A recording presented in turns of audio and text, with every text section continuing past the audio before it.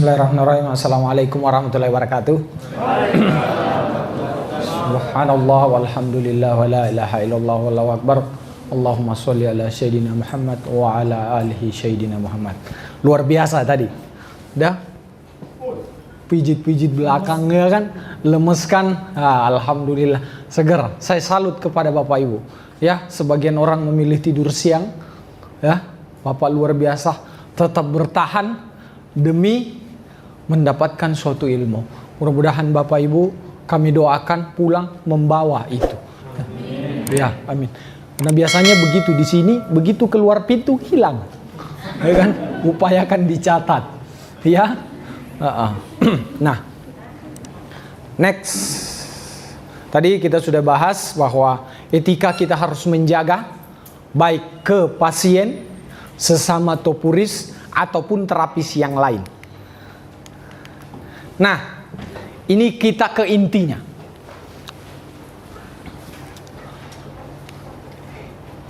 Pertanyaannya dua. Ada tadi peserta tanya saya, dokter, itu tadi yang dokter bilang sering datang ke saya. Saya ini sakit apa? Iya kan? Pertanyaan dan jawabannya ada dalam hati ibu masing-masing dan bapak-bapak masing-masing.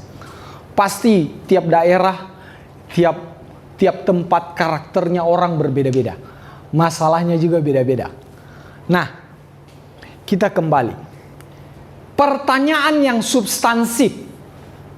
Sebenarnya orang kenapa bisa sakit?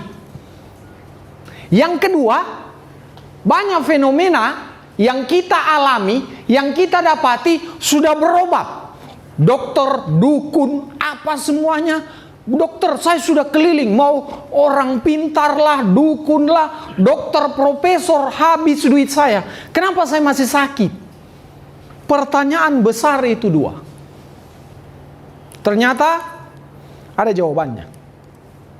Pertama, kita pahami dulu. Penyakit kita pisahkan secara garis besar. Pertama, penyakit infeksi. Penyebabnya sudah jelas, bakteri, virus, jamur.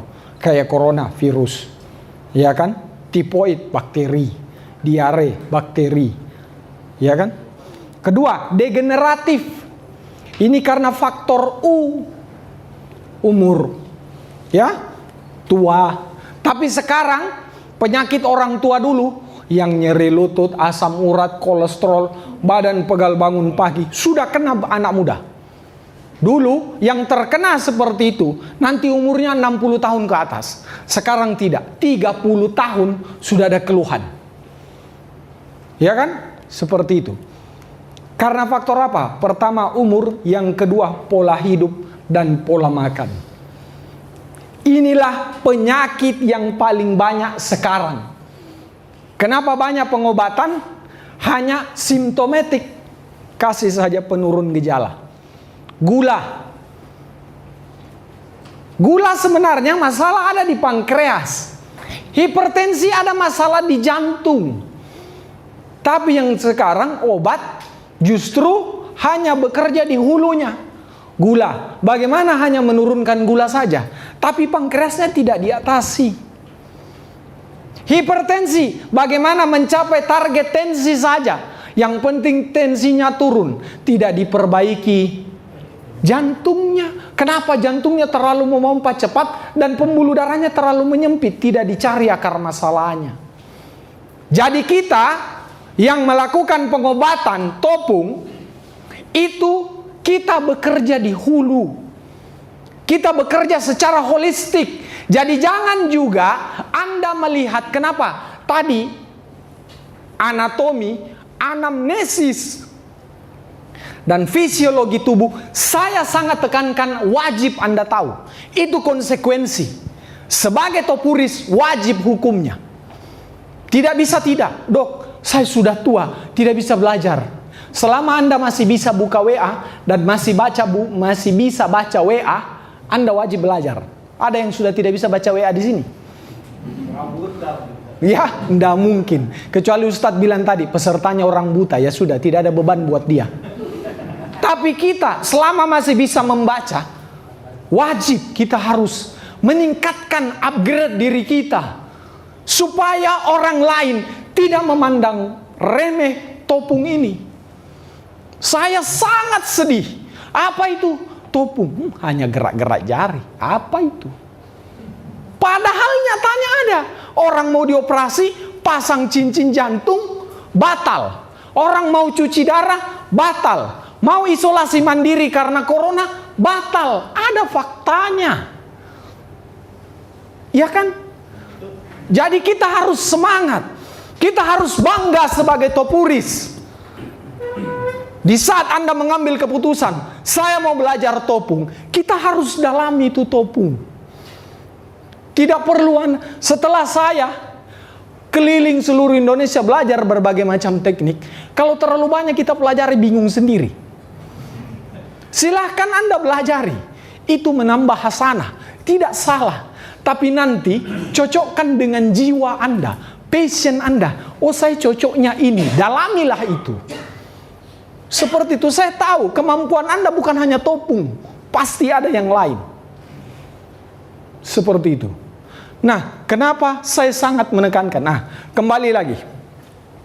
Apa penyebabnya ini penyakit degeneratif? Kalau saya singkat SPOG, bukan spesialis obgyn dan ginekologi, maaf dok ya. Ya, bukan spesialis kandungan. Saya singkat. S yang pertama adalah stres, Pak. Penyebab orang sakit sekarang terlalu banyak adalah stres. Mana jantungnya tidak berdebar kalau gaji dan tagihan sudah tidak sesuai. Apalagi kondisi pandemi, diharap pasien target 200 satu bulan, yang datang hanya 20. Bingung mau bayar cicilan apa. Iya kan? S karena stres. Belum lagi pasien Anda stres yang ya banyaklah variannya. Terlalu banyak. Kalau orang Makassar dia bilang begini, tetangganya beli mobil, dia stroke. Ya kan? Tetangganya beli motor, dia naik ambulans.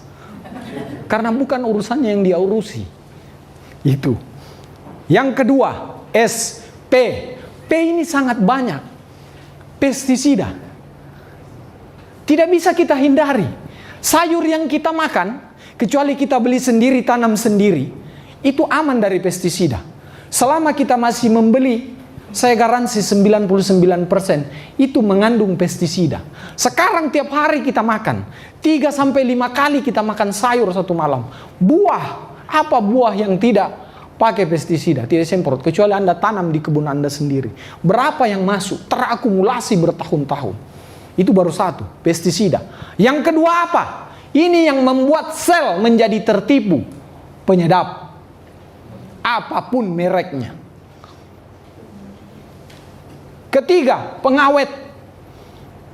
4, pemanis. 5, pewarna.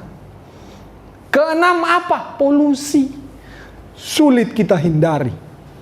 Ada orang, dok, dia itu tubuhnya selalu bersih, jaga kebersihan. Kenapa tiba-tiba di saat didapat penyakitnya langsung tumor kolon stadium 3, kanker serviks stadium 4, kanker payudara stadium 2. Tidak pernah, tidak ada gejala, tidak ada keluhan. Ya, dua masalahnya memang benar-benar tidak ada gejala. Yang kedua, dia sudah rasa tapi dia tidak pernah periksa. Datang sudah berat. Ini menjadi masalah kita bersama. Kalau masih ringan-ringan, mereka masih punya duit, ke rumah sakit dulu. Itu fakta. Dia ke rumah sakit dulu. Selama masih ada duit, ke rumah sakit, ke dokter spesialis. Berapapun yang diminta, sudah. Mau mobil, mau motor, rumah, tanah, melayang, selesai. Nanti kalau sudah habis, baru datang ke kita. Betul kan? Betul. Ustadz tolong dulu ini, kenapa? Saya sudah habis-habisan. Apa ini Pak? Kanker kolon stadium 4. Bisa tidak sembuh di topung? Masya Allah. Secara logika tidak mungkin. Tapi kalau Allah mau, oke. Tapi kan kita lihat juga, waduh, ini luar biasa, gimana caranya? Stadium 4 harus dipotong, harus kemo. Itu pun belum tentu dia sembuh. Hanya paliatif saja.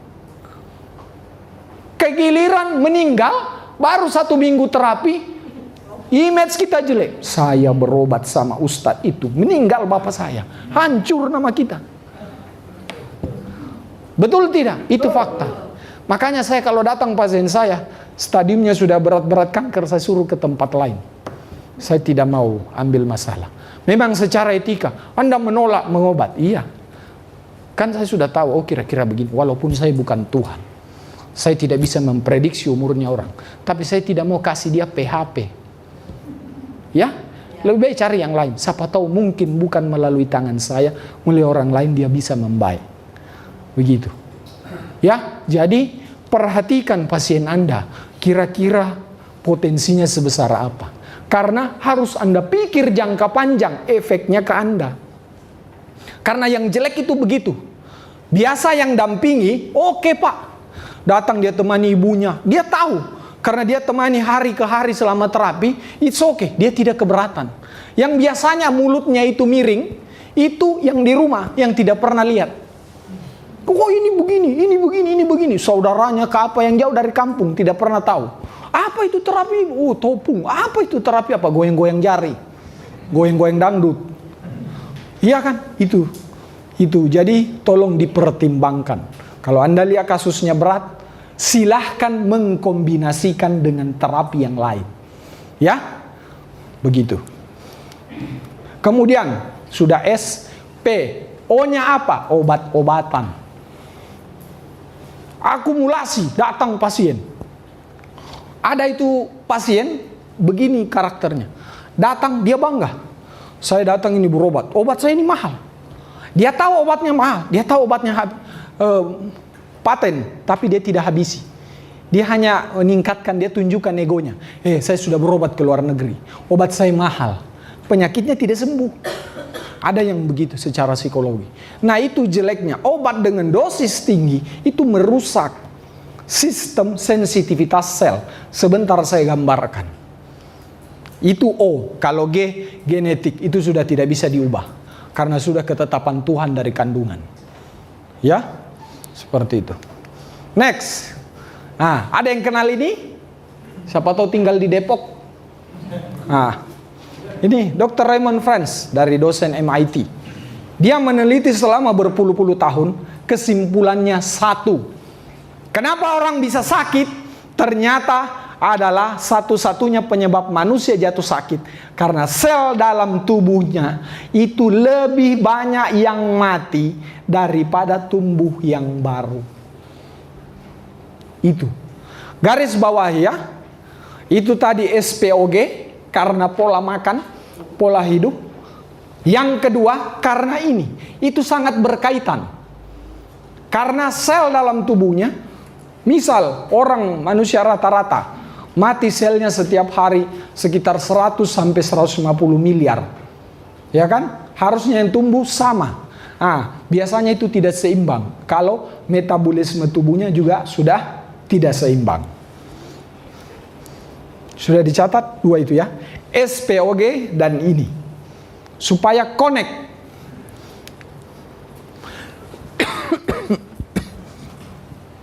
Dalam Al-Quran, Allah sudah kasih gambaran besar ke kita. Ternyata, kalau kita mau sembuh, kita harus kembali ke laptop. Kita harus mengikuti fitrah kita. Contoh, Pak, siapa piara kucing yang kasih makan bukan makanan biasa? Banyak kan fenomena sekarang, kucing dikasih makan makanan biasa. Saya tidak tahu kalau ada dokter hewan sini. Ya kan? Dibandingkan dengan kucing kampung, dilepas begitu saja. Dia bisa makan rumput, dia makan belalang, dia makan ikan, makan sampah. Ya kan? Coba lihat daya tahannya. Kalau kucing kampung melahirkan 5 tidak pernah disesar. Iya. Saya kaget, teman saya pernah ditelepon saya. Ada kenalanmu dokter hewan. Kenapa? Ini kucingku sulit melahirkan. Tak putar-putar dari tadi. Kenapa? Kucing disesar. Saya ekspektasikan saya piara kucing kampung. Ya mungkin saya juga kampungan. Jadinya kayak gitu. Mau disesar?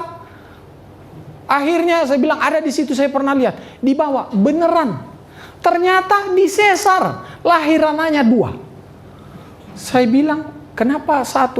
Saya punya kucing, tidak pernah makan aneh-aneh. Makananmu makanan mahal. Malah dia rela tidak makan bakso, daripada kucingnya tidak makan. Iya kan? Disesar. Kenapa tidak bisa melahirkan? Karena dia melanggar fitrahnya. Sapi, Bu, pernah Anda lihat mau melahirkan ketok-ketok bidan? Bidan tolong dulu, tidak bisa lahir. Padahal besarnya itu sapi. Melewati lubang yang hanya sekepal tangan. Allah sudah atur karena fitrahnya. Berapa kali dia lahir sapi setiap tahun, Pak? Pernah Anda periksa dijahit berapa kali? Diobras? Tidak pernah kan? Allah memberikan hikmah, kita ambil pelajaran sama mereka. Karena sapi tidak pernah melanggar fitrahnya. Allah tetapkan makan rumput, dia makan rumput. Ya, kita kan sekarang makan sudah aneh-aneh. Ada sosis, ada hotdog, ya kan? Yang aneh-aneh. Makanan diawetkan, ya, itu susah. Itu. Nah, kalau kita kembali ke fitrah, ternyata setelah kita urai, terbagi 3. Inputnya, sistem kerja tubuh, output. Anda nanti bisa lihat di mana topung itu bekerja. Input. Apa yang kita makan? Nutrisi, zat gizi, atau herbal yang kita makan. Apa ayatnya? Ini. Surah Al-Mu'minun ayat 12. Dan sesungguhnya kami telah menciptakan manusia dari saripati dari tanah. Jadi bukan kita makan langsung dari tanah. Tumbuhan. Hewan yang makan tumbuhan. Dia mengambil saripati. Di tanah itu ada mengandung mineral. Ya kan? Di tumbuhan ada vitamin, asam amino dan lain sebagainya. Itu kita bikin nutrisi untuk apa? Untuk mereparasi sel. Ya? Jadi jangan heran. Dok, kenapa saya pernah terapi orang dengan kasus yang sama, tapi satu prosesnya lambat, satu sangat cepat. Coba lihat status gizinya. Ini orangnya kurus, gemuk, atau overweight. Ya, itu akan kelihatan. Oh, dia sudah lama sakit, kurus sekali, berat badannya sudah kurang. Oh, ini orang terlalu gemuk, mungkin kadar lemak tubuhnya sudah terlalu banyak. Akumulasi toksin dalam tubuhnya sudah terlalu banyak, sehingga selnya menjadi tertipu. Itu. Kedua, sistem kerja tubuh. Disinilah topung bekerja. Luas sekali. Karena mulai dari kulit sampai kerja enzim dia perbaiki. Kulitnya, ototnya, pembuluh darah, sistem limfatik, saraf, tulang, organ, hormon, enzim. Jadi mindset kita sebagai seorang topuris, jangan menganggap manusia seperti dokter spesialis. Jantung ya jantung, mata ya mata. Tidak. Kita manusia itu holistik. Dipengaruhi. Itu bedanya sudut pandang kita melihat pasien. Oh, ini orang sakitnya apa? Coba tahu, kalau Anda sudah sering terapi, tidak ada perbaikan. Menurut Anda dia sehat, coba gali emosinya. Pak, ada masalah tidak di rumah? Menurut pandangan saya 3 kali terapi Anda itu sudah membaik. Sudah membaik, Pak. Apa indikatornya? Anda sudah bisa jalan lebih jauh. Pola nafas Anda sudah lebih baik. Muka Anda sudah tidak pucat. Cara melihat Anda, cahaya mata Anda sudah binar. Apalagi duit 100.000. Iya kan? Seperti itu. Jadi, oh begitu Pak. Mungkin ada masalah internal. Apa yang selalu ada masalah mungkin di rumah? Biasanya dia mulai cerita. Oh, saya ada jengkel sama istri saya. Oh, jengkel sama anak saya. Biasanya begitu. Ajak dia cerita. Sentuh emosinya. Dan di saat dia sudah buka, dengarkan. Jangan dikompori balik. Oh begitu Pak ya, waduh anak saya juga itu begitu. Bahkan lebih parah, waduh pasti pasien bilang, saya datang cerita sama orang yang salah ini. Saya datang mau cari solusi, ternyata saya dapat masalah. Iya kan, dengarkan saja. Walaupun masalah Anda sudah lebih berat daripada dia. Iya, itu resiko kita pengobat. Iya, dengarkan saja curhatan dia. Jadi luaskan kita punya gelas. Tampung segala emosinya. Jangan Anda juga tampung, disimpan dalam hati. Waduh repot, jadi baper. Iya kan? Dia pisah sama suaminya, Anda yang baper. Nah repot. Ya, seperti itu. Nah, kembali lagi. Topung bekerja di sini. Bayangkan, kita totok. Mulai dari lapisan kulit, jaringan, pembuluh darah, saraf, dan lain-lain. Dia sampai mengaktifasi di dalam hormon dan enzim. Begitu uniknya kinerja topung. Yang ketiga, biasanya orang, dokter, nutrisinya sudah bagus. Saya sudah topung dengan titi yang benar. Kenapa dia belum membaik? Coba lihat, kita kembali. Ini dalilnya ya. Surah At-Tariq ayat 5-8. Falyansuril insanu mimma khuliq. Perhatikanlah manusia, memperhatikan dari apa dia diciptakan. Dia diciptakan dari air mani yang dipancarkan. Ini salah satu syarat orang yang mau punya keturunan. Senjatanya harus bagus. Kan ada senjata peluru hampa. Betul tidak? Bunyi tapi pelurunya tidak ada. Banyak seperti itu. Nah, Bapak Ibu pasti sudah sering dapat masalah. Orang datang konsultasi mau punya keturunan. Ya kan? Suruh datang dua-duanya. Jangan datang perempuannya saja. Karena biasanya perempuan itu menjadi korban. Kamu yang berobat. Kamu yang berobat. Padahal faktanya sekarang sudah terbalik. 60% penyebab orang susah punya keturunan. Masalahnya di bapak-bapak. Biasanya, dok sibuk dia kerja. Itu hanya alasan. Saya kalau datang, dok dia sibuk dia bekerja. Yang mau punya anak Anda atau saya? Kalau bapaknya tidak mau punya anak, ya sudah cari dokter lain. Minum aja obat terus, tunggu Anda tua. Tak bisa. Kalau laki-laki aman bu. 80 tahun putih sudah rambut masih bisa. Selama perempuannya masih haid.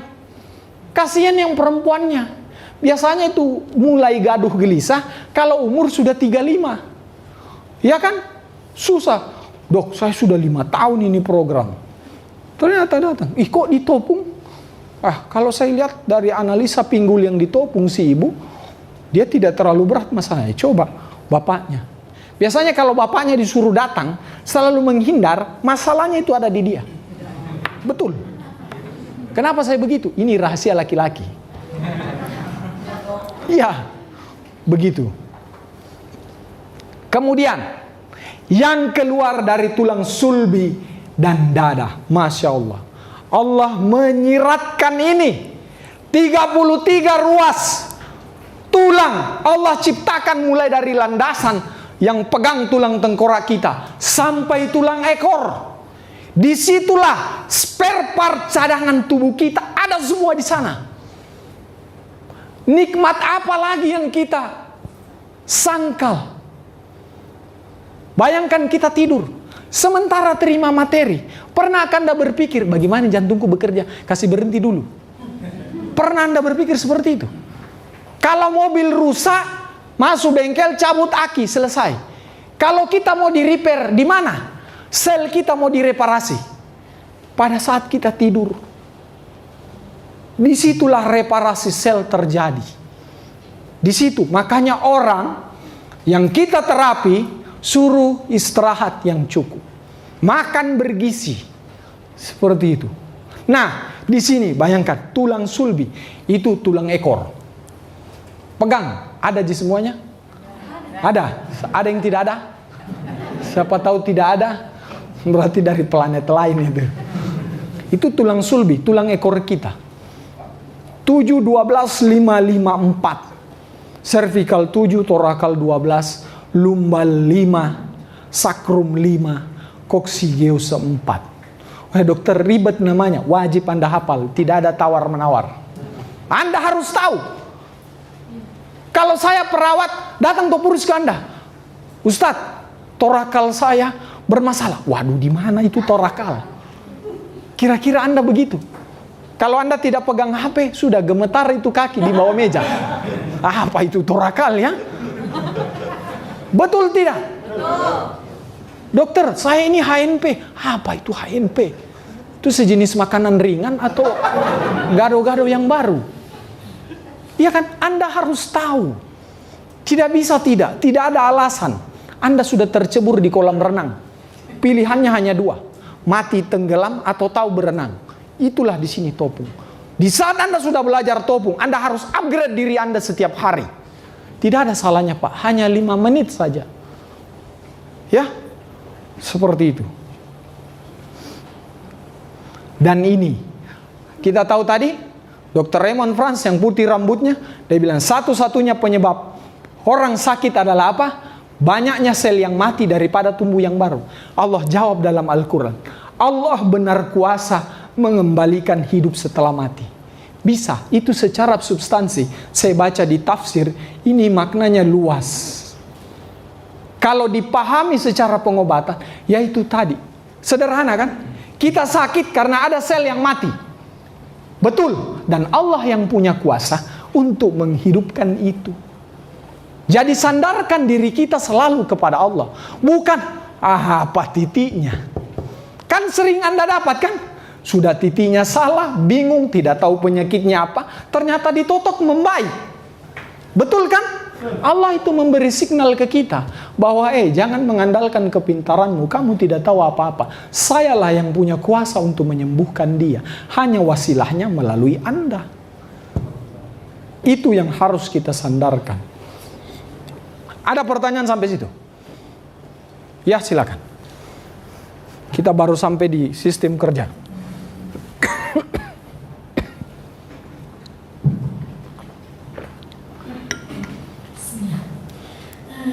Di awal dokter mengatakan kalau Siapa dari mana? Siapa dari mana? Saya Trinovianti dari Bekasi. Ya. Di awal tadi sebelum kita isoma, dokter mengatakan kalau terapi bukan hanya satu yang bisa dikatakan hebat. Ya, jadi bisa bersinergi dengan terapi-terapi lainnya. Betul. Tadi barusan dokter juga mengatakan kita juga jangan terlalu banyak belajar, nanti pusing. Iya.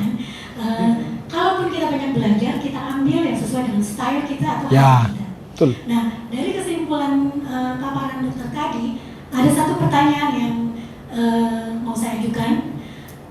Kesimpulannya adalah sejauh mana gitu, Topung ya, bisa disinergikan dengan terapi-terapi lain gitu, yang tidak tetap artinya Topung itu tetap mendominasi atau sebagai terapi primadona. Hanya mungkin ya kita bisa menerima bahwa terapi-terapi yang lain juga bisa jadi pendamping. Contohnya? Misal saya kan sebelum mengenal Topung, saya sudah jauh sebelum mengenal Topung itu sudah mengenal akupuntur. Yap. Nah, ketika saya mengenal Topung, jujur di klinik saya ini sekarang jadi primadona adalah Topungnya ketimbang akupunturnya. Hanya ada satu kondisi yang memang pada saat ada klien saya yang datang itu kurang kalau di Topung. Jadi posisi akupuntur di tempat saya itu hanya sebatas pendamping atau pendukung bila dibutuhkan. Nah, selanjutnya saya ingin detail gitu, sebatas mana bisa, apakah yang saya lakukan ini juga bisa dikatakan masih wajar. Itu saya bisa. Oke. Terima kasih. Pertanyaan yang menarik sekali. Apakah bisa? Jadi saya ambil kesimpulan. Apakah bisa Topung ini dikombinasi dengan terapi lain? Bisa. Sangat bisa. Bu, saya tekankan. Itulah gunanya kita belajar hasanah. Kita belajar bekam, akupuntur, kiropraksi, herbal, dan lain sebagainya. Iya kan? Kita akan melihat, oh kondisi pasien saya, dia butuhnya ini. Oh, yang butuhkan dia saat ini. Ya. Jadi kembali ke kita, karena Andalah yang melihat pasien Anda secara langsung. Anda yang tahu kondisi subjektif maupun objektif pasiennya. Jadi Anda yang bisa menentukan masalah bisa atau tidak. Dok, tidak bisa topung, bisa akupuntur, it's okay, silahkan, tidak ada masalah. Ya, tidak ada masalah. Misal ada orang kan dia baru pasang pen, operasi, kan nggak bisa ditopung di situ, mungkin bisa diakupuntur, ya kan? It's okay, tidak ada masalah, ya kan? Disesuaikan kondisi pasien saat itu. Jadi itu boleh, tidak ada salahnya. Kita belajar banyak hal, itu tadi. Kita belajar banyak hal, kembali ke kita. Saya cocoknya stylenya ini gini. Ya itu tadi, kita kembali secara substansif. Inputnya gizi, herbal, ya kan? Apapun itu herbal Anda, ya. Anda yang racik sendiri atau pabrikan atau Anda beli, it's okay, terserah, itu pilihan Anda. Yang kedua, ini kan kita topung kerja. Nah, di situ peran akupuntur juga dia di sini kan. Nah, kalau misal bekam bagian mengeluarkan darah, disinilah peran kerjanya. Input sistem kerja kita sudah benari, outputnya kita perbaiki. Gizinya sudah bagus dok. Saya sudah kasih herbal yang paling mahal, paling bagus. Saya bingung. Sudah 2 minggu kok tidak ada perbaikan. Saya topung intensif, kadang 3-5 hari. Kenapa tidak ada perbaikan? Coba buang darahnya. Buang darahnya. Apakah di bekam, fasdu, hidroterapi, donor darah, itu terserah apa yang Anda tahu. Intinya apa? Pesannya sudah sangat jelas. Ayat yang pertama turun. Iqra. Bismi rabbikal ladzi khalaq. Kita diciptakan sebenarnya strukturnya dari darah. Kenapa dok? Di sini Allah bilang dulu darah. Kenapa di sini nanti dia uraikan kita dari air mani? Kenapa di sini dia baru ciptakan kita berlapis-lapis? Karena Al-Quran turun secara bertahap. Karena kalau sekali bingung orang mau belajar apa. Tapi dia sampaikan secara substansif. Oh, kita diciptakan. Bayangkan, Allah berkali-kali menyebutkan dalam Al-Quran, menciptakan. Jadi kalau kita mau sehat, kembali ke fitrah.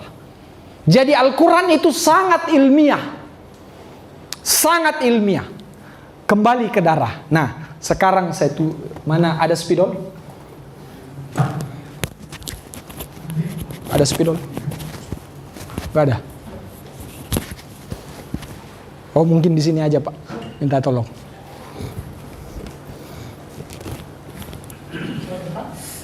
Boleh, di sini aja Pak.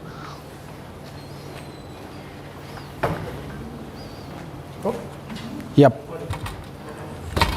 Nah ini. Ini akar masalah yang sudah dijelaskan tadi.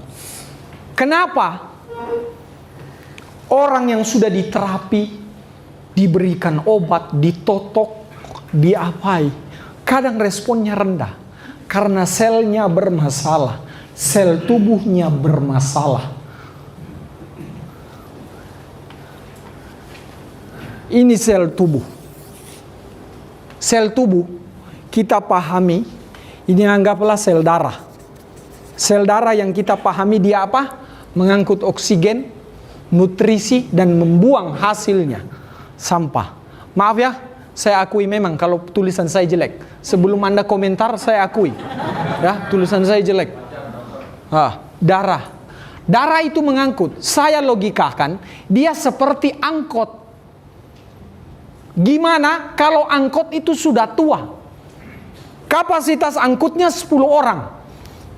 Dia angkut oksigen, angkut nutrisi, kemudian ada gula, asam urat, kolesterol, sel darah mati, CO2, dan lain-lain. Bayangkan, ini fungsinya berat. Sel darah ini tidak pernah diganti. Anda punya motor? Anda punya mobil kan? Tiap berapa bulan ganti oli? Minimal 1-3 bulan kan?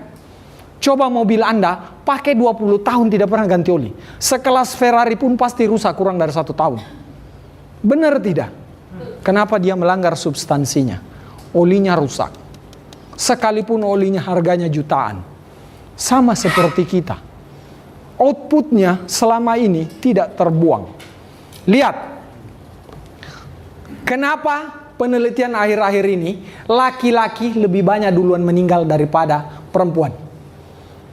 Ya, laki-laki kita rawan kena serangan jantung, stroke dan lain sebagainya. Kalau perempuan, dia biasanya umurnya agak panjang. Kenapa? Laki-laki pernah keluar darah? Tidak pernah. Ibu-ibu haid kan? Tiap bulan. Coba lihat kalau Anda masih haid, Anda bangun subuh, anak dan suami Anda belum bangun, dan sampai mereka tidur, Anda terakhir tidur, masih kuat kan? Coba tanya ibu-ibu yang sudah menopause. Menopause 2 bulan saja, dia berhenti haid, keluhan sudah muncul sudah itu. Pegal lah, cepat lelah, jantung berdebar, sakit kepala, ada semua. Kenapa? Karena sudah faktor U, menopause. Sama seperti kita. Coba Bapak rutin mengeluarkan darah. Seimbangkan, Anda rutin minum herbal. Anda topung, buang darah Anda. Buat seimbang, jangan tidak seimbang. Anda coba bayangkan logikanya. Dokter, kenapa harus dibuang? Saya tanya ke Anda makan minum hari ini tidak usah BAB. Tidak usah BAB. Tahan saja. Kenapa mau dibuang? Mau dipakai energi. Coba begitu. Logikanya gampang, tidak usah buang darah, saya pakai yang ringan. Tidak usah BAB, Anda makan minum, tidak usah BAB. Kira-kira gimana ceritanya? Iya kan? Berat juga kan? Coba Anda yang sudah sakit, begah, 2 hari tidak BAB, begitu dia BAB, badan ringan, hilang itu pegal-pegal. Seperti itu. Tidak bisa kita lawan. Ada yang masuk, organ bekerja, dibuang itu sampah. Seperti itu. Ya, jadi memang saling mensupport terapi itu. Ya. Ada pertanyaan sampai situ? Ya, silakan. Assalamualaikum, saya Lucy Rahma dari Waalaikumsalam. Saya punya kakak 2 orang perempuan ya, kakak perempuan, sama-sama sakit. Dia yang sama-sama sakit, dan sakitnya sama, demam, muntah-muntah, terus sama pegal-pegal. Saya lakukan terapi toto punggung, kemudian saya dampingin juga dengan herbal, dokter. Yang kakak kedua beberapa hari langsung sembuh. Yang kakak pertama sampai sekarang nggak sembuh-sembuh. Yang kalau saya hubungkan dengan materi yang dokter kasih tadi, itu sedikit terjawab. Yang kakak pertama ini orangnya stres. Asupan tubuhnya nggak bagus. Bakso, mie ayam, dagang sampai malam. Kemudian suka emosian. Oh iya. Yang kakak yang kedua lebih enjoy. Nggak ada uang, ya udah, nggak masalah. Iya. Bisa dicari kayak gitu. Ya. Dan dua-duanya mohon maaf sama-sama bermasalah dengan suaminya. Yang kakak kedua lebih easy gitu, lebih santai juga. Yang ini stres terus. Walaupun suaminya ada di rumah, yang satu nggak ada di rumah, gitu, kerja jauh. Nah yang saya mulai bingung, dia nggak mau minum obat dokter karena langsung muntah. Saya kasih herbal juga nggak mau. Nah sekarang tadi saya telepon masih muntah-muntah juga. Kalau menghadapi fase seperti itu gimana dokter? Kan kita udah topung, udah kasih herbal, kadang minum. Herbalnya apa Bu? Saya kasih semacam mata kunyit karena dia mual. Kemudian saya punya herbal kolostrum yang biasanya saya kasih ke orang mah, yang terkena mah berat itu alhamdulillah sembuh. Tapi dia masih dia ragu. Oh ada. Oh benar nih bisa gitu. Jadi saya bilang sesuatu kalau nggak yakin ya nggak bisa. Iya benar sekali itu. Nah sampai sekarang saya juga bingung nih gimana lagi untuk menghadapi kakak yang membantu ini. Terima kasih dokter. Oke. Ya, jadi pengalaman saya Bu, kalau orang mual, saya biasa terapi pakai jahe. Jahe. Jahe itu sangat efektif dan aman. Ada pernah kasus pasien saya, muntah hebat, ngidam hebat. Dalam 2 minggu berat badannya turun 8 kilo. Karena dia lagi ngidam hebat. Dokter sudah pulangkan rumah sakit, obat 3 hari. Dia bingung mau masuk kembali. Datang saya kunjungi ke rumahnya saat itu, bingung saya. Kenapa? Saya mau infus, sudah tidak bisa ditusuk. Karena sudah dehidrasi berat. Kenapa dehidrasi berat? Saya bilang, setiap dia bicara beberapa kata, dia meludah. Dia bilang, maaf dok ya. Bicara beberapa kata, meludah. Dia tuh, waduh, ini dehidrasi berat. Saya sudah panik, bagaimana bayinya ini? Sedangkan bayinya itu masih umur 3 bulan. Saya pusing, apa? Saya mau kasih obat tidak mungkin, beresiko. Ya kan? Saya ingat, terapi jahe. Saya suruh, ibu, Anda harus terapi jahe. Tidak ada pilihan. Dokter, mual saya rasa, paksa diri Anda. Karena sudah tidak ada pilihan. Saya infus sudah tidak bisa masuk. 2 kali saya datang ke rumahnya tidak bisa masuk jarum infus. Saya suruh cari yang kecil yang anak bayi punya pun tidak bisa. Saya tidak dapat. Saya bilang tidak ada pilihan Pak. Masakan istri Anda jahe. Alhamdulillah dia setelah masakan 3 hari, saya telepon suaminya, Pak bagaimana ibu? Dia bilang alhamdulillah dok, sudah bisa bergosip ke tetangga. Begitu, ya. Jahe itu sangat ampuh. Pengalaman saya menghadapi orang kasus mual itu sangat baik. Itu. Tapi yang kedua Bu, itu yang saya tekankan. Faktor sugesti. Tidak akan bereaksi. Saya sangat ingat, saya pada saat ujian koas, dulu dokter Ola tahu itu, saya di jiwa, pada saat saya ujian di ilmu jiwa, saya ketemu dengan penguji saya, Prof. Dia bilang begini, nak, lagi 15 menit sholat Jumat, ujian pertama. Pertanyaannya, dia bilang, kalau kau bisa jawab pertanyaan ini, langsung kamu lulus. Saya bilang, ya Prof. Saya tanya, apa itu metadon? Metadon. Itu metadon obat yang dikasih orang yang direhab narkoba. Ya kan? Saya jelaskan kimianya. Setelah itu dia bilang, sudah? Sudah. Dia tertawa. Dia bilang, nak, kamu harus... Bukan itu isinya metadon. Waduh, bingung saya ini. Ini ujian. Tapi rasa penasaran saya itu lebih besar daripada ketakutan saya. Karena kan kami tahu, Dokter Ola itu sudah tahu bagaimana model kami kalau ujian menghadapi penguji. Waduh, yang kami sudah hafal begitu lihat mukanya saja sudah dilupa semuanya. Sindrom mau kencing, sudah mau beol, gelisah, perut terputar, ada semua itu. Ternyata dia bingung saya mau bertanya, waktu sudah singkat, tidak ada pilihan. Kalau saya tidak memberi respon, saya tidak lulus. Tapi saya tahu kapasitasnya. Profesor ini orang sangat baik. Saya memberanikan diri bertanya. Prof, maaf Prof, saya mungkin ini salah karena bukan tempatnya. Tapi dok, saya benar-benar tidak tahu. Sebenarnya apa Prof isi metadon? Dia hanya bilang isinya itu vitamin C. Loh, saya kaget. Reaksinya kimianya ini begini. Dia bilang, logikanya gampang. Orang yang narkoba, kamu tambah obat, tambah parah sakitnya. Benar tidak? Dia sudah kelebihan obat, makanya otaknya kacau. Tapi dia disugesti, dikasih vitamin C, dibilang ini obatmu, ini obatmu, ini obatmu.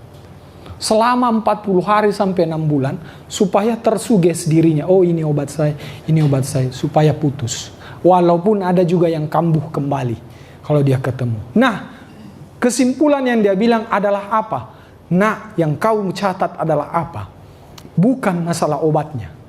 Pasien harus yakin apa yang kamu berikan ke dia. Kalau obat itu dia yakin, kekuatannya berkali-kali lipat. Tapi kapan dia ragu, kekuatannya tidak ada. Logika yang gampang, saya ingat, oh saya dulu diobati dukun kampung. Saya langsung ingat, Dulu saya kecil, demam. Ya kan? Pergi berobat sama dukun kampung. Dibawa orang tua saya. Apa itu? Apa istilahnya itu kalau minum air disembur? Mana sudah orang tua itu ibu tidak sikat gigi, sirihan. Tapi karena orang tua sudah yakin, sudah dibawa sudah. Begitu disembur, pulang sembuh. Demam saya turun, katanya orang tua saya. Saya bilang, karena itu orang tua saya sudah mempercayakan sepenuhnya. Tapi di saat Anda diberikan air, Pak minum ini air ya, sembuh Anda. Dia percaya tidak? Tidak ada trust. Jadi energi ini menjadi hilang. Jadi seperti itu. Itu pentingnya. Kenapa kita harus mentanamkan sugesti? Bu, minum ini obat ya. Jadi bukan hanya, Bu minum ini obat ya, 3 kali 1. Sudah selesai, kalau habis datang lagi. Bukan begitu. Bu minum ini obat ya. Berdoalah sebelum minum. Siapa tahu ini menjadi wasilah Anda terakhir, Anda sembuh dengan ini. Oh iya, tersugesti dia. Jalan dakwah kita jalan. Karena selalu menyandarkan ke Allah. Beda kan kalau Bu minum ya, 3 kali 1, sudah selesai. Beda kan? Seperti itu. Berikan sugesti positif ke pasien. Itu yang sangat penting. Karena Anda obati bukan hanya fisiknya, tapi jiwanya juga. Dan ini berdampingan loh. Tidak bisa dipisahkan. Betul tidak? Ya, sudah. Nah, next saya bahas ini ya. Ini yang sangat penting. Ini secara substansif. Sel darah kita kenapa selama ini kurang berespon terhadap terapi, kurang berespon terhadap obat? Karena akumulasi ini sudah jenuh. Bayangkan dia angkot, sudah tua, bannya kempes, ya. Kapasitasnya 10, tapi karena tua, dia hanya mampu angkut 4 atau 6. Tapi karena dibilang, dia masih kuat, dia kaya, dia mampu beli obat lebih mahal, diberikanlah banyak macam. Tidak mampu sel darahnya. Kenapa itu Anda harus buang dulu? Supaya sel darahnya terganti yang baru, supaya begitu muncul sel darah yang baru, obat yang Anda berikan itu cepat berespon. Itu gunanya membuang darah. Jadi harus mengkombinasi. Karena topung kita bayangkan, sistem kerja kita sangat luas. Seperti itu. Nah, kenapa sel darah kita tidak sensitif? Ya ini tadi. Ada apa? Kenapa bisa dia tidak sensitif? Tanya dia. Pak, Bu, Anda sudah minum obat apa saja? Waduh, kalau obat tidak usah ditanya. Sudah bosan itu apotik lihat saya. Mobil sudah melayang di apotik. Iya kan? Sudah begitu. Iya, mana selnya mau sensitif? Sudah terakumulasi obat. Tidak mampu selnya lagi membaca. Dia tidak tahu ini sampahkah atau nutrisi. Karena sudah jenuh. Seperti itu. Ini yang harus kita pahami secara substansif. Apapun penyakit yang Anda hadapi, kita harus kembali ke fitrahnya masing-masing. Kan kok topung kita enak kan? Buka baju, balik belakang. Tunggu reaksinya. Cembung area mana? Jantungkah, paru-kah, pankreas, lambung, dan lain sebagainya. Kita sudah tahu masalahnya apa. Kasih herbalnya apa. Kita tunggu reaksinya. Kalau dia langsung bereaksi, berarti memang kinerja organnya jelek, nutrisinya, dia aliran darahnya saja kurang, sehingga nutrisinya tidak sampai. Tapi kalau nutrisinya sudah bagus, kita topung sudah titik yang benar, tidak berespon, buang darahnya. Supaya berganti darah yang baru. Ada pertanyaan? Assalamualaikum Ya. warahmatullahi wabarakatuh. Nggak apa-apa, masih di sini aja. Saya Tika dari Tangerang. Mau menanyakan sebetulnya ini case klien juga yang agak rumit buat saya. Maaf bapak-bapak agak apa ya? Agak buat saya memalukan sebenarnya tanya ini. Ini udah setahun yang lalu sebenarnya, baru 2 kali ditotok. Keluhannya itu kalau dipegang perutnya keras,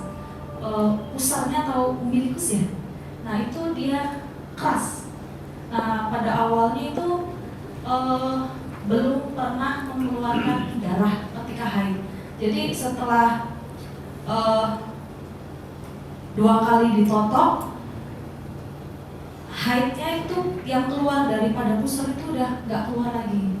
Nah, jadi ketika dia haid itu keluar dari pusar. Nah, diagnosa saya waktu itu saya katakan usus kecilnya bermasalah. Karena saya belum tahu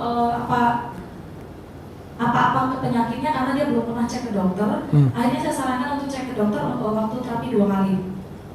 Balik lagi ke saya karena dia bukan cek ke dokter bedah, jadi cuma ke dokter umum saja. Bahkan dokternya bingung, nggak tahu ini sakit apa.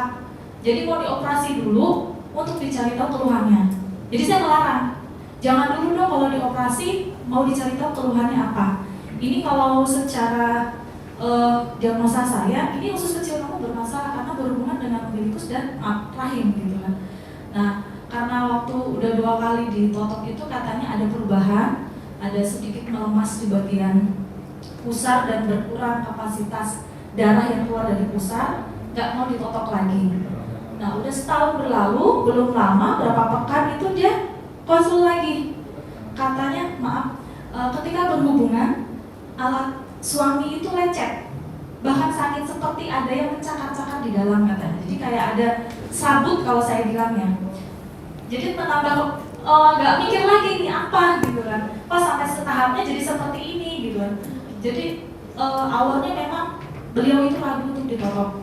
Saya kasih solusi kalau emang nggak mau diterapi dengan saya ajarkan suami untuk menterapi. Tapi beliau nggak mau. Jadi ini kemarin ditambah lagi, kemarin nak COVID satu keluarga. Jadi kan belum ada penanganan lagi gitu. Cuma saya kasih herbal aja itu kemarin ada dari produk lain gitu. Alhamdulillah ada perubahan untuk kalau berhubungan itu udah ada perubahannya gitu. Jadi katanya udah nggak terlalu sakit.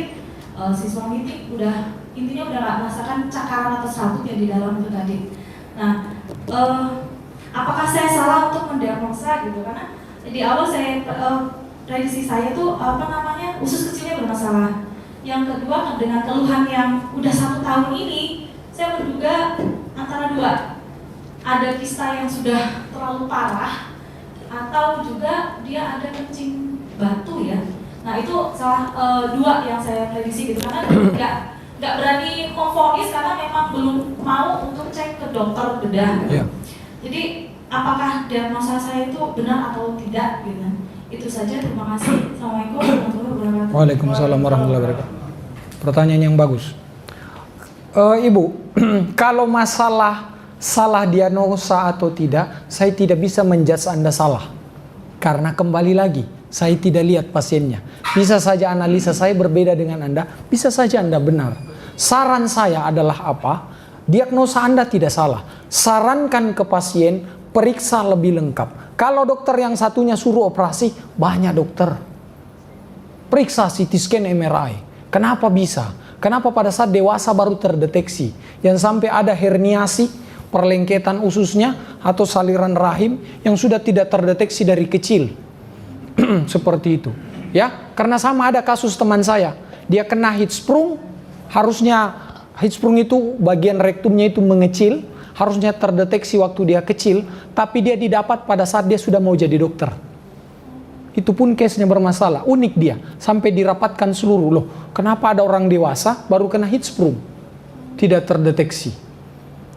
Late detection. Jadi saran saya CT scan, MRI. Tidak usah memvonis atau apa. Itu akan menjawab semuanya. Jadi kalau kayak yang dikatakan kayak ada cakaran atau benda keras di dalam itu. Wah, kalau itu saya tidak bisa. Imajinasi saya tidak sampai di situ. Karena sulit kita menyarankan gitu kan. Coba deh ke dokter bedah gitu kan. Iya. Memang ada salah satu orang dari Palembang kebetulan memang asisten dokter bedah, itu beliau menyarankan sepertinya ini memang harus ke dokter bedah, Iya. bisa main-main dan sebenarnya tindakan saya udah benar, udah ada terapi aja, cuman juga sarankan harus inilah benar-benar dia memberanikan diri. Iya. Karena menurut saya udah nggak wajar ya haid itu sampai Memang, itu namanya pasien Bu, itu namanya denial. Dia sudah mau menyangkal. Dia tahu dirinya sakit tapi dia pura-pura sangkal. Tidak usah diladeni, pokoknya Ibu periksa. Itu saja titik. Karena nanti saya terapi bisa saja membaik. Tapi kalau terlambat, Anda sendiri yang tanggung. Seperti itu, tidak ada salahnya. Kalau sudah didapat, kan pilihan ke pasien. Orang salah mempersepsikan kita dokter. Pokoknya orang kalau datang ke dokter, kalau dia sudah bilang operasi, tidak ada tawar. Padahal sebenarnya undang-undangnya ada. Anda mau menolak atau tidak, itu hak Anda. Itu yang harus Anda berikan ke pasien. Beritahu, walaupun dia bilang, Bapak mati besok kalau tidak operasi. Kalau orangnya bilang tidak mau, tidak akan bisa. Justru dokter memaksakan, dia akan dihukum. Itulah gunanya persetujuan, informed consent sebelum operasi. Masyarakat selama ini kan takut. Pokoknya tanda tangan saya, tanda tangan, tanda tangan. Itulah kita jadi harus pasien cerdas sekarang. Kenapa saya harus dioperasi? Kalau saya dioperasi peluangnya seperti apa? Harus bertanya seperti itu. Ini tubuh saya loh, bukan tubuhmu. Kita dokter gampang aja, potong, belah, selesai. Ya kan? Karena kita bekerja secara profesional juga. Kita tidak menempatkan perasaan. Ya saya kerja sesuai apa yang saya tahu di sini. Jangan dulu pikir, setiap dokter bedah itu pasti dikasih uang. Tidak juga begitu, Pak. Tidak boleh juga kita naif seperti itu. Ya? Karena siapa? Jangan samakan semua orang. Sekarang saya bertanya ke Anda, masa satu orang dokter yang bikin kesalahan, Anda judge semuanya? Sekarang saya balik ke Anda. Topuris lakukan kesalahan, saya bilang Topuris itu semua sama. Anda tidak tersinggung? Nah, sama seperti itu.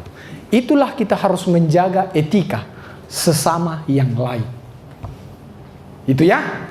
Oke, next. Ini intinya. Sebenarnya yang saya totok-totok ini apa? Ini tulang kita kalibrasi. Kalau dia bengkok, kita luruskan. Hilangkan sumbatan lemak di tepi tulang, kita luruskan. Kedua. Oh, azan. Oh iya. Kita istirahat dulu, azan. Ya, sebentar untuk penolakan azan. Sudah di luar, sudah berkumandang azan. Kalau secara waktu sudah habis. Ya, itu sudah waktu sudah habis. Tapi tunggu sebentar. Kesepakatan. Masih ada materi lain nih? Ya, sudah selesai Pak. Kalau sekarang ini. Oh iya. Ya. Jadi nanti ada statement terakhir 5 menit. Oh 15 menit ya. Oh. 15 menit. Ya. Berarti kalau misalkan mau dipakai untuk 30 menit berarti ya lebih. Ya. Gimana? Setuju? 30 menit Bapak. Boleh, Setelah siap. mendengarkan aja. Insya Allah saya siap. Saya jauh-jauh. Saya nggak mau pulang terbebani. Pokoknya manfaatkan di ruang ini. Tanya apa yang Anda masalah. Keluarkan. Lebih baik di sini kita saling lempar kursi daripada di luar orang lain lempari kita kursi. Iya, saya sukanya begitu. Karena Anda adalah saudara saya. Lebih baik kita saling menghina di ruangan ini karena kita saling mengisi.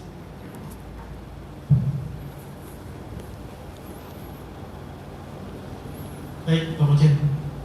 Ya, karena ini masih menyambung lagi materi dengan Dr. Naim, insyaallah kita izinkan kita manfaatkan waktu yang 30 menit ini ya. Nah, tinggal nanti konsepnya tekniknya nanti begini saja, ambil coffee-nya di sana, begini kan ya. Ibu-ibu yang bersama sini dulu, nanti masuk baru di sini. Itu, jadi ya. Oke. Ya lanjut, Pak Dokter. Lanjut. Oke. Bismillah, kita lanjut. Ini yang paling substansif dari materi ini. Ini yang kita totok. Grunjel kita totok. Ada cembung, ada cukung, ada grunjel. Semua itu ada maknanya. Ada penebalan, ada lemak di situ. Kenapa kita terapi lama-lama dia membengkak? Kenapa dia merah? Karena tubuh selama ini tidak merespon. Nanti kita bantu stimulasi dari luar. Nanti dia meradang, baru dia kirim signal ke otak. Hey, di sini ada masalah. Turunkan hormonmu, turunkan enzimmu, buka pembuluh darah. di sini ternyata ada sumbatan. Karena apa? Oh, iya bisa. Ini kenapa bisa? Sangat penting ini di tulang belakang, Pak.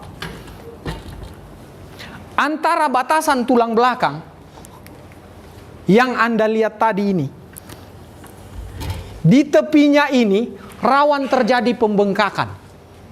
Ya kan? Kalau kita totok pasti ada penebalan kan? Pasti ada penebalan. Itu saya ibaratkan Allah Maha Kuasa.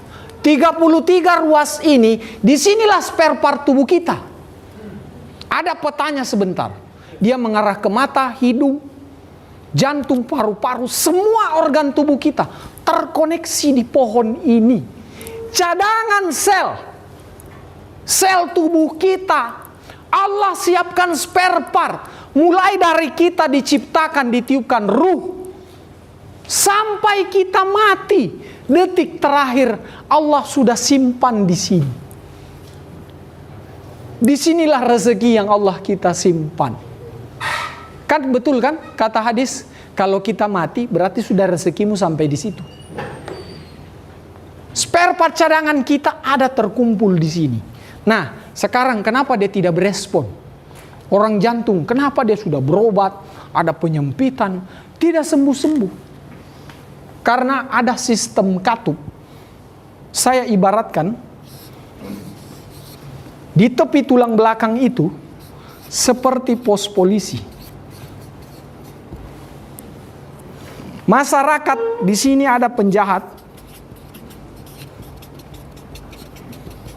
Ini kantor polisi, di sini ada portal. Pos.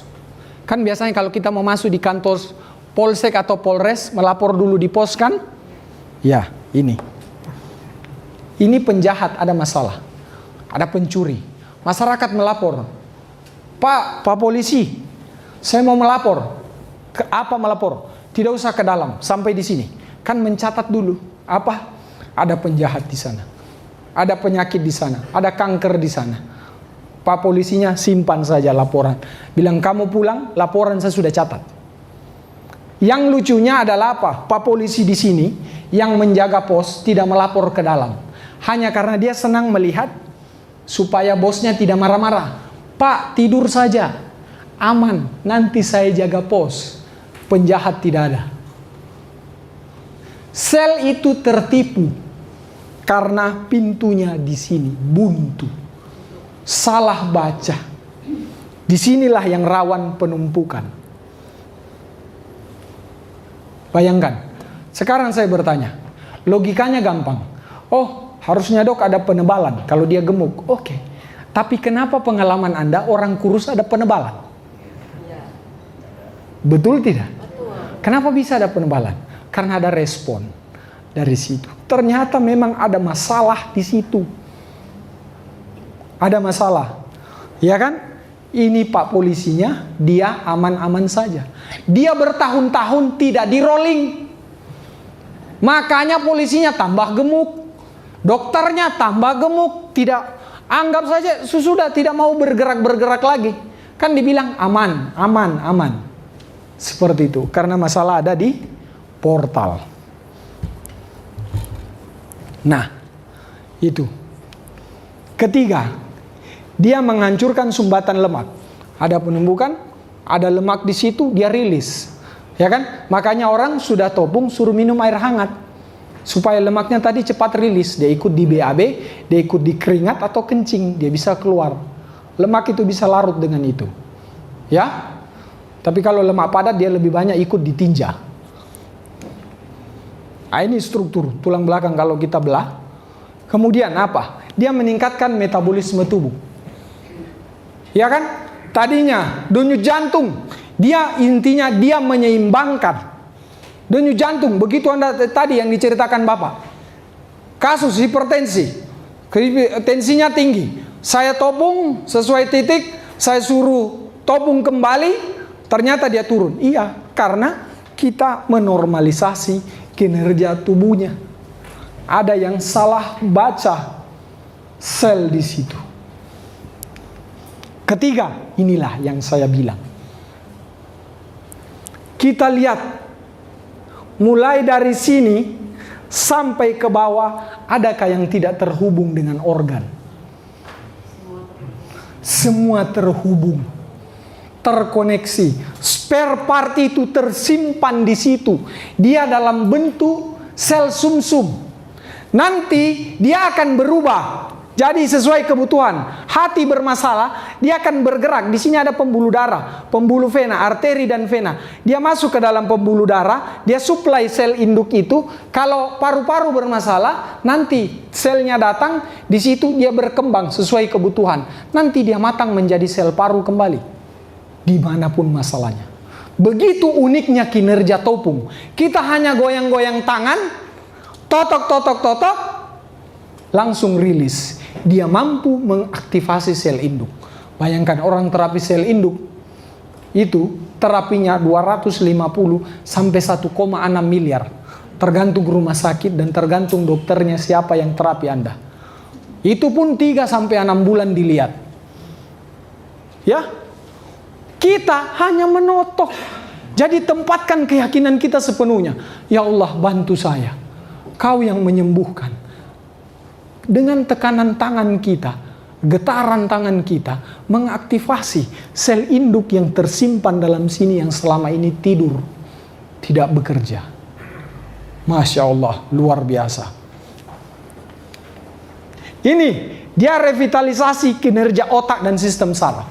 Ada orang ditopung, dok, wah saya sudah diterapi, relax, saya bisa tidur. Kenapa? Sarafnya tegang. Apalagi kalau dia banyak pikiran.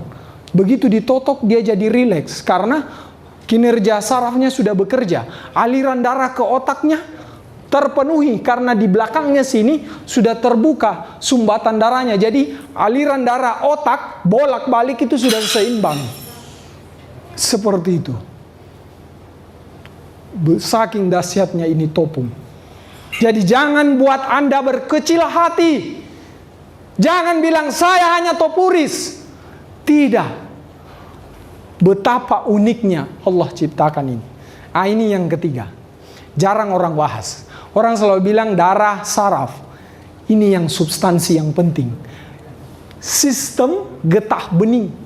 Ini getah bening Allah ciptakan. Disitulah tentara alami tubuh kita yang melawan virus kuman. Anda keluar kemana-mana. Virus corona tersebar. Kenapa Anda masih sehat? Allah masih mengilhamkan kinerja getah bening Anda masih kuat. Dia masih punya tentara cadangan di situ untuk membunuh kuman. Contohnya seperti ini.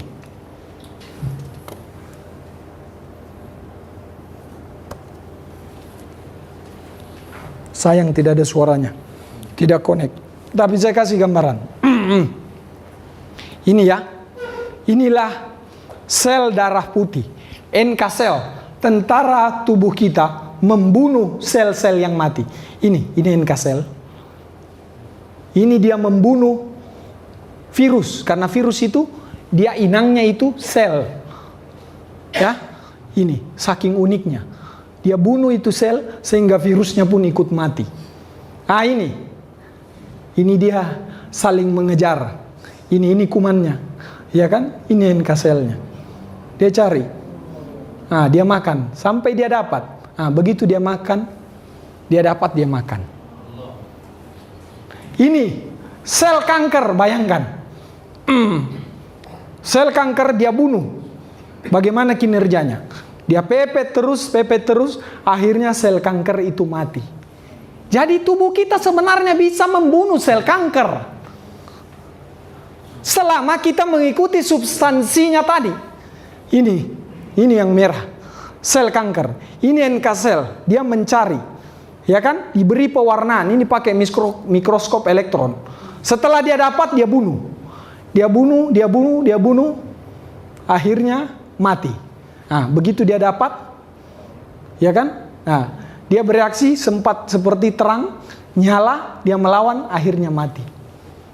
Jadi Allah punya cara untuk memelihara tubuh kita sebenarnya.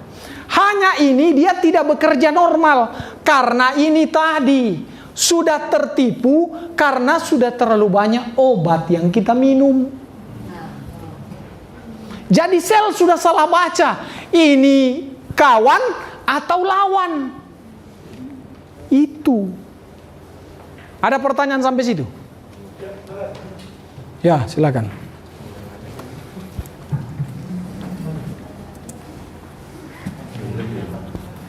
Bismillahirrahmanirrahim. Assalamualaikum warahmatullahi wabarakatuh. Waalaikumsalam. Dari Gunung Putri ya, Dok ya. Oh iya. Saya mau tanya, kan saya pegang pasien, Dok. Seperti yang Dokter tadi jelaskan, kita lihat si pasien ya, kira-kira kita mampu menangani atau tidak. Kebenaran ini pasien stroke, Dok. Jadi udah stroke pertama sembuh, ini stroke yang kedua. Cuman keadaannya, kondisi keuangan keluarga tidak memungkinkan untuk ke rumah sakit. Hati kita tergerak untuk membantu ya, semampu kita, karena kita tahu kapasitas saya. Ya. Saya waktu itu belum standarisasi dan kita masih pemula. Dengan berjalannya waktu, saya mulai pegang pasien ini dengan penuh keyakinan ya. Saya yakinkan pasien, kita sugesti yang kata dokter tadi. Insya Allah kalau Allah mau jaga, insya Allah sembuh. Ya. Saya mulai terapi, cuman kali pertama saya JT, ini sangat kesakitan sekali, Dok. Ya sangat kesakitan sekali karena orang ini pun udah saya rekam ya sebagai bukti juga nanti buat termotivasi yang lain. Walaupun kita belum kapasitasnya seperti itu, kalau Allah berkehendak ternyata tercapai. Saya totok selama 7 kali, itu masih meraung-raung dan hanya bisa menggerakkan jarinya. Ya. Karena ini stroke ya, stroke seperti Sudah berapa tahun stroke-nya, Bu? Stroke-nya saya pertama sekitar 1 tahun. Sembuh beberapa bulan, dia saat makan diare, langsung drop lagi, stroke lagi. Seperti kejadiannya Serangan ya. kedua, oke. Terus yang saya tanyakan gini, Dok, ketika saya pengobatan kan teriak-teriak, ketika mau sembuh, jadi apakah ada pelekatan si saraf ke tulang? Ketika mau sembuh itu dia kesakitan sampai nggak bisa tidur, ada mual, muntah, pusing, sampai tanya, Bu, saya boleh berobat apa tidak? Boleh minum obat apa tidak? Saya tidak melarang dan saya tidak menyilahkan atau menyarankan untuk berobat, tapi saya pantau dalam hal makanan. Ya. Pola tidur, pola istirahat dan sebagainya saya pantau dari makan pagi sampai sore.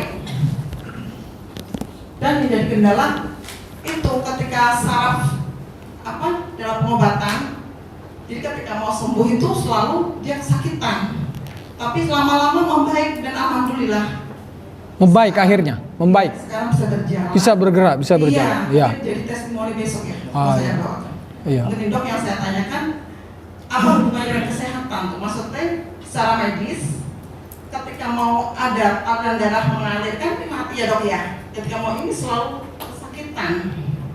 Apa selalu begitu atau bagaimana, Dok? Selama ini saya tangani selalu begitu gitu. Terima kasih.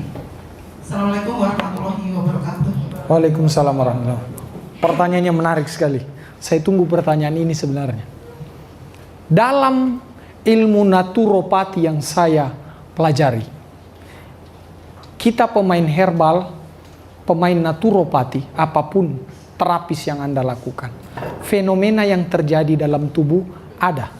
Fenomenanya seperti gunung. Ini yang dibilang ada dalam kitab pengobatan Cina. Hanya namanya saja dikasih keren. Orang bilang healing crisis. Kalau saya bilang healing reaction. Tubuh yang tadinya salah baca, begitu dibeneri, kan begini itu tubuh. Tubuh itu seperti, kalau dia seimbang, kan kita pahami bahwa sehat itu seimbang. Kalau dia seperti jangka yang tegak berdiri begini. Kalau kita sakit, tubuh itu menyesuaikan awalnya. Stroke itu begitu, coba Anda perhatikan stroke. Ada yang stroke. Pertama baru dia kena masih begini. Turun. Setelah 3 bulan Anda tidak temui, tidak diterapi, dibiarkan saja tidur, lama-lama dia begini. Setelah ininya ikut, dia tidur terus, 5 bulan ininya terikut. Terlipat. Benar tidak? Mengecil. Tubuh itu menyesuaikan. Dia miring begini, tubuh mempersepsikan bahwa inilah yang benar. Jadi pada saat dia sakit, dia miring, tubuh mendefinisikan bahwa inilah yang sehat. Saat itu. Jadi di saat dia miring ini, dikoreksi kembali ke tengah, dia menjadi seimbang. Tubuh pasti memberikan reaksi. Ya kan? Tubuh pasti memberikan reaksi. Reaksinya apa? Bisa saja dia demam. Paling awam itu demam. Coba tanya-tanya. Jadi kalau tanya, kenapa? Ada tidak SOP yang dibuat topung? Sebelum dia ditopung, ada ditulis. Bisa saja ada reaksinya demam, menggigil, mual, muntah, nyeri, pusing. Itulah maknanya. Supaya pasien tahu. Makanya Pak, kalau datang pasien, jangan hanya Pak tanda tangan. Kan biasa kita gitu, tanda tangan. Iya kan? Suruh baca. Pak, jangan takut, beritahukan. Reaksinya itu Pak, bisa saja ada, bisa saja tidak. Tapi kalau sejelek-jeleknya terjadi, tidak usah panik. Istirahat saja, minum madu, minum obat yang saya berikan. Yang penting beritahukan saya. Biasanya kekurangan kita adalah apa? Kalau sudah kasih obat, kasih topung, selesai. Betul tidak? Tidak ada follow up. Pak, bagaimana reaksinya? Jangan takut keluhan. Wajar memang mereka mengeluh. Karena mereka sudah sakit, sudah terlalu lama. Belum beban penyakitnya, belum beban psikisnya, belum beban keuangannya. Jadi dengarkan saja. Wah dokter, kenapa saya ditopung ini tambah sakit pinggul saya ini? Bukan yang menjadi sehat. Kenapa? Oh sabar Bu, kompres aja, kasih minyak yang hangat ya. Tunggu lagi beberapa hari, minum obat yang saya berikan. Insya Allah akan lebih baik. Tunggu 2-3 hari, bagaimana Bu? Bagaimana Pak? Iya, Alhamdulillah Pak. Wah ternyata sekarang badan saya ringan. Ya itu, karena proses koreksi sudah berjalan. Kembali ke tinggal. Healing reaction itu begini. Ini awalnya. Bagaimana kalau Anda naik gunung? Sesak kan? Di sini sesak, capek. Makin ke puncak, tambah sesak tidak? Tambah capek. Sama seperti itulah tubuh. Makin mendekati titik nol, makin mendekati titik fitrahnya, dia menjadi sehat, makanya prosesnya makin kuat. Anda juga harus paham. Seperti itu, ya? Itu. Tapi bedakan dengan tanda-tanda emergensi. Oh Pak, ini kenapa orang tua saya sesak-sesak, pucat, padahal sudah mau mati. Kalau ada gejala, oh kayaknya ini orang sudah mau sakaratul maut, suruh bawa ke rumah sakit. Tidak usah panjang kali lebar. Biasa kadang malu kita. Saya ini topuris. Kalau saya suruh ke rumah sakit, di mana harga diri saya? Anda keliru. Di situ Anda cari masalah. Di situ Anda cari masalah. Makanya saya bilang, jangan saling menyinggung profesi. Teman saya suka sekali begitu. Saya cerita teman saya. Apa itu? Kalian itu dokter begini. Padahal saya berteman sama dia. Pak, kalian itu dokter begini, mengobati, indikasi uang. Anu begini, anu begini. Saya diam saja. Karena sahabat saya.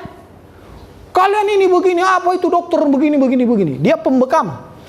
Ini begini, begini, begini. Dapat masalah. Anaknya kecelakaan. Saya udah telepon. Bagaimana ini begini? Saya tidak ada di saat itu di Makassar. Saya bilang, bawa ke rumah sakit. Waduh. Apa nanti ego saya? Tetangga saya bilang apa? Saya ini celah-celah dokter. Saya bilang begini, anak saya mati. Saya bilang, kau lebih pilih tetanggamu atau anakmu mati? Tidak usah kita berdebat di telepon. Bawa saja anakmu. Ternyata betul, sampai anaknya terselamatkan. Akhirnya dia sadar di situ. Oh iya, saya bilang jangan menjudge satu orang salah. Satu yang salah, kamu samaratakan.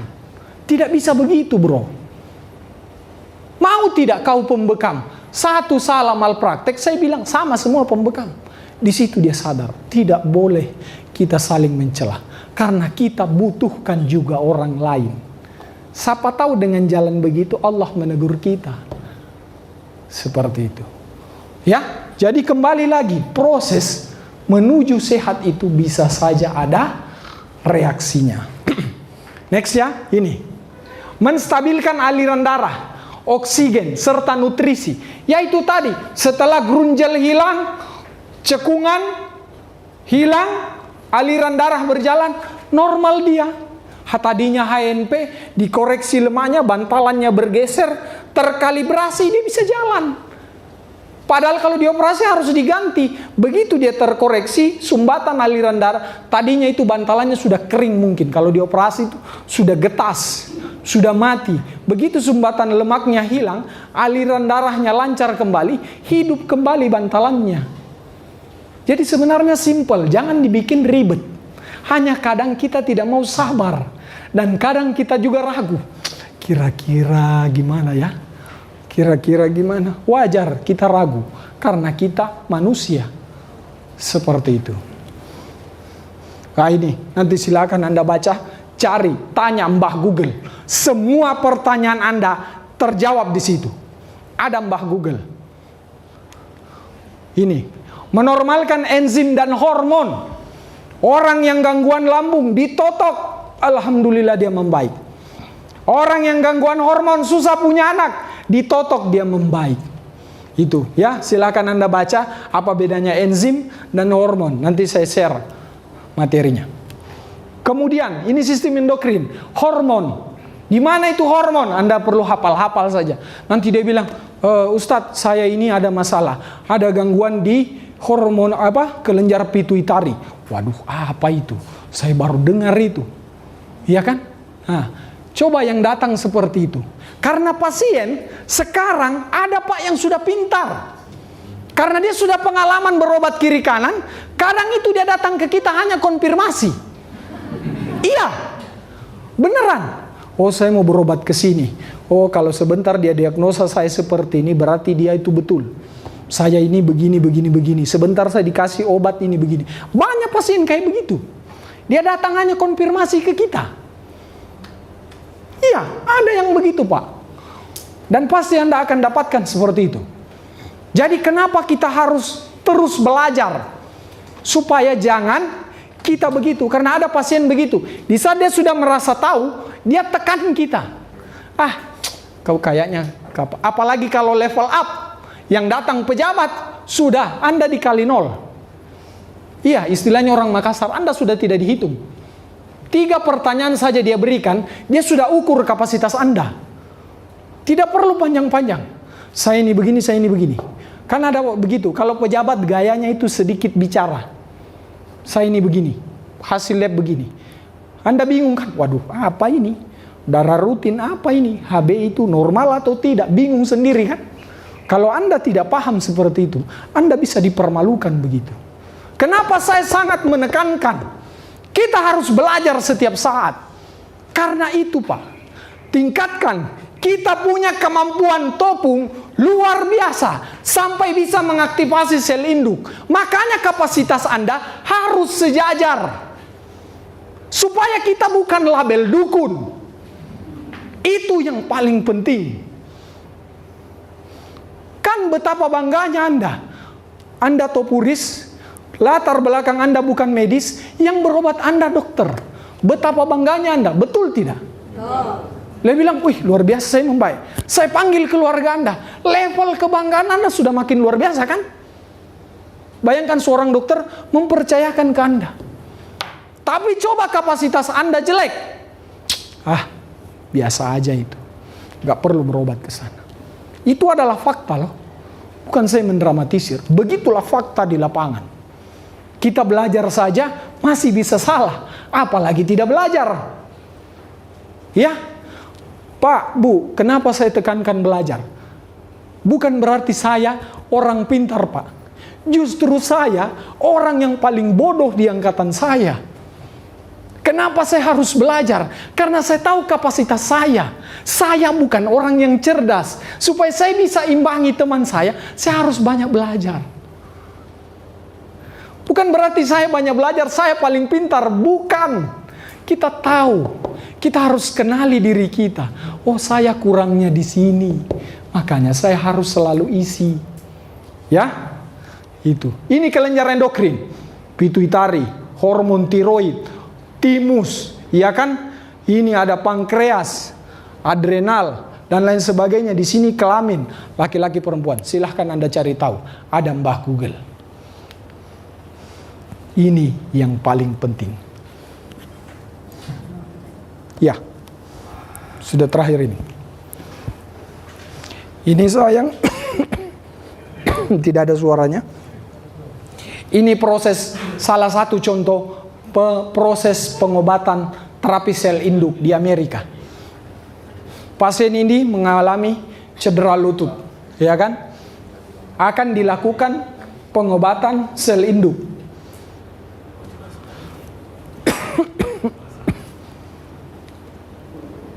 Ya, ini lutut yang akan diterapi. Ini disuntikan dulu anti nyeri, ya kan?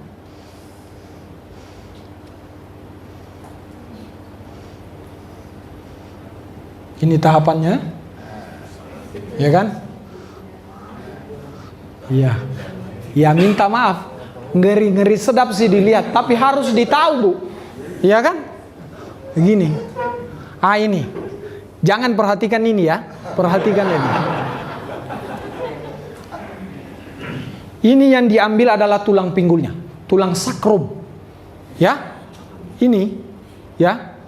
Sudah ditentukan titiknya, dianestesi lagi, disuntik bius supaya tidak kesakitan, ya kan? Ya, ini sakrumnya. Ya.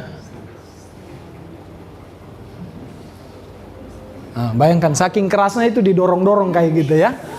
Nah itu, ya mau diapa? Begitu memang kalau sakit. Setelah itu dibersihkan. Inilah untuk diambil sumsumnya, dibor. Ini dibor, ya bukan disuntik, dibor.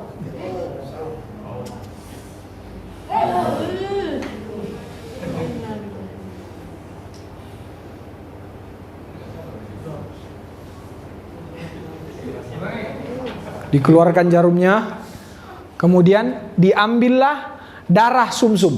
Darah sumsum ya. Di dalam, ini masih dalam bentuk darah segar. Diambil kurang lebih 100 ml. Iya, makanya ini hasanah. Minimal kita tahu, orang cerita sel induk, kita juga mengerti. Oh iya, saya paham. Nah, ini kan penuh, satu suntikan kan. Nah. Kalau kita baru lihat suntinya sudah pingsan itu. Ini apa? Dicabut.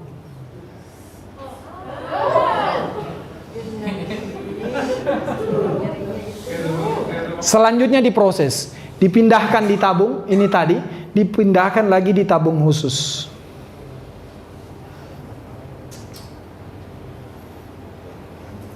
Ini nanti yang akan masuk di mesin.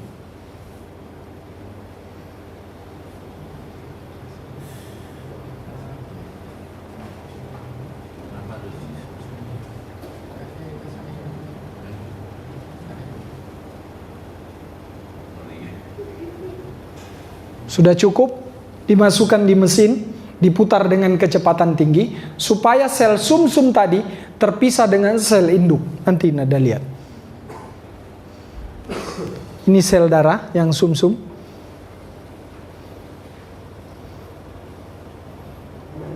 Nah kan? Dia terpompa masuk ke dalam sini. Ini nanti diputar dengan kecepatan tinggi. Oh iya, di laundry. Ya kan? Ini nanti sel didapatkan sel induk, nanti terisi ini, suntikan ini. Nah, kan dia masuk, terputar, setelah beberapa menit nanti sel induk akan mengisi tabung suntikan ini yang lebih kecil. Nah, sekian lama ini kan terisi. Itu. Inilah yang disuntikan, di mana yang sakit ditunggu 3 bulan, selnya berkembang. Inilah sel induk.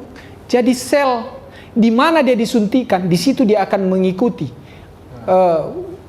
masalah organ yang sakit. Dia akan berkembang sesuai kebutuhannya. Ini Pak, teknologinya mahal. Padahal hanya diputar-putar begini, pasiennya sudah menderita di bor pinggul lagi. Ya kan? Dan orangnya di bor dalam keadaan, nah itu, disuntikan kan? Nah. Lututnya bermasalah, sudah disuntik sudah.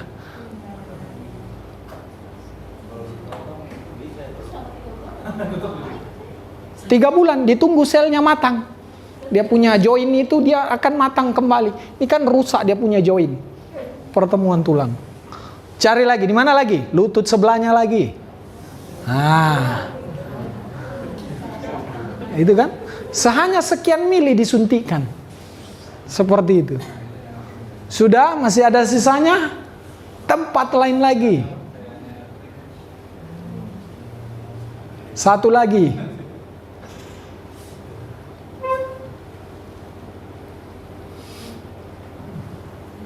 Oh, sudah habis. Nah, itu prosesnya.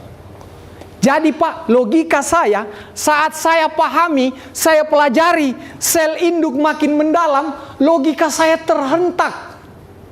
Betul-betul kecanggihan teknologi dan temuan ilmu pengetahuan ahlinya. Mahalnya, padahal logikanya gampang Pak. Berapa jaraknya pinggulnya tadi dengan lutut? Hanya berapa jengkal? Tidak bisakah itu sel sumsum, dia mengalir langsung ke lututnya? Logikanya gampang kan? Kenapa dia tidak bisa keluar? Kenapa harus terputar? Diputar dengan kecepatan tinggi. Lihat tadi, diambil di sumsum. Dia bermasalah di pintunya. Kenapa dia tidak keluar? Terjadi secara alami. Maka beruntunglah kita yang mempelajari topung. Dahsyatnya pengetahuan, bisa kita membantu orang dengan goyangan jari bapak dan ibu. Itulah kenapa harus tingkatkan kapasitas Anda. Karena tidak semua terapi bisa seperti ini. Betul tidak? Ya, seperti itu. Karena apa? Allah memelihara sel induk di dalam tulang ekor kita. Dia tidak akan mati. Ya. Saya kira mungkin masih ada pertanyaan, tapi mungkin saya dibatasi waktu. Saya tahu mungkin pertanyaan masih ada. Masih bisa? Hal yang terpenting adalah apa? Kita tekankan ke pasien. Perbanyak doa dan istighfar. Yang kedua, buat dulu dia terima penyakitnya apa. Yang ketiga, pasrahkanlah semuanya ke Allah. Kalau dia masih merasa, saya masih kaya, saya masih punya kenalan di rumah sakit, anak saya dokter, itu biasanya masih lama proses penyakitnya. Ikhtiar maksimal, berpikir positif, selalu bahagia, dan tolonglah orang lain. Bu, kalau Anda membaik, beritahukan ke orang. Itulah yang terpenting dari kita terapi orang. Oh ya, sudah cukup. Ya? Atau masih ada sesi pertanyaan? Tidak ada? Oh, sudah ada. Oke. Saya kira itu, saya minta maaf. Dalam penyajian materi saya akui banyak sekali kekurangan. Ya, mungkin jawaban-jawaban yang Bapak Ibu tanyakan ke saya belum bisa terpuaskan saya jawab. Tapi itulah kapasitas ilmu saya. Saya juga hanya orang yang baru belajar, yang belum tahu apa-apa. Sekian dari saya, sampai jumpa lagi. Terima kasih. Assalamualaikum warahmatullahi wabarakatuh. Waalaikumsalam warahmatullahi wabarakatuh. Amin. Amin. Amin.